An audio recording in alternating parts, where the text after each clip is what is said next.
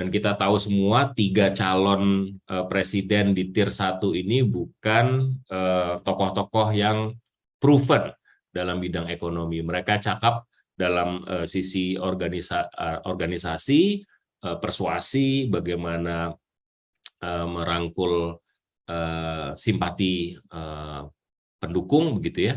Tapi secara faktual nggak punya background soal ekonomi yang kuat. Sementara harapan pemilih mereka aman dari sisi ekonomi. Karena itu calon-calon wakil presiden yang punya background ekonomi sebenarnya diuntungkan.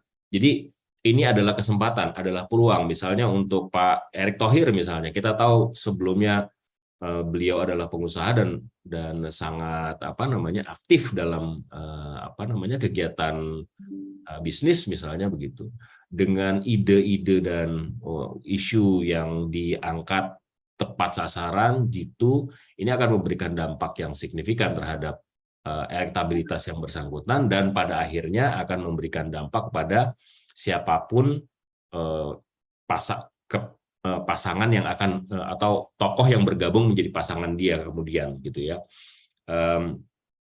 Itu yang penting. Dan buat pemilih juga ini udah ada obvious tiga calon ini. Apakah kemudian semuanya akan maju atau ada yang tidak maju, kita lihat belakangan. Tapi yang paling kelihatan Anies, Prabowo, dan Ganjar tidak akan kemana-mana. Karena itu menurut saya wakilnya menjadi sangat penting. Maka menurut saya hari-hari ke depan kita akan masuk ke era di mana wakil itu menentukan banyak hal. Anies Baswedan masih belum punya wakil, sekarang isunya adalah soal wakil. Ganjar dan Prabowo di-endorse sama Pak Jokowi. Apakah kedua orang ini akan bergabung atau sendiri-sendiri juga? Maka peran wakil menjadi sangat penting. Itu yang menurut saya perlu kita cermati ke depan. Terima kasih Mas Burhan, terima kasih semuanya. Mohon maaf kalau Terima kasih. Terima kasih Mas Vito atas tanggapan dan closing statement-nya. Berikutnya silakan Mas Burhan, barangkali ada tanggapan juga dan closing statement, silakan. Begini, saya setuju ya dengan bahwa Wapres ini punya signifikansi yang lebih besar secara elektoral maupun secara non-elektoral pasca 2024. Tadi saya sebut bahwa kalau di simulasi pasangan, itu peran wakil, kontribusi wakil secara elektoral itu kurang kelihatan. Karena dia ketutup tuh dengan capresnya.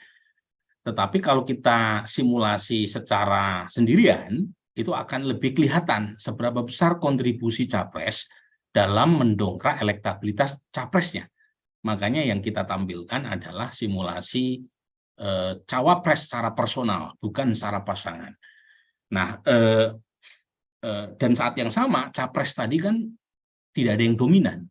Jadi kalau mau saya simpulkan, kira-kira cawapres ini bukan hanya punya kontribusi elektoral, memastikan pasangannya unggul di 2024 dalam peta atau kompetisi yang sangat sengit, tetapi juga memastikan running the government. Jadi bukan hanya elektoral, tapi juga running the government. Jadi seperti yang tadi diindikasikan Bung Vito, gitu ya. Saya kira peran cawapres nanti bukan seperti ban serep lagi. Peran cawapres menjadi kunci kemenangan sekaligus memastikan visi misi presiden itu bisa dieksekusi oleh keduanya, capres dan cawapres terpilih setelah mereka mengantongi kemenangan di 2024. Dan karenanya buat pemilih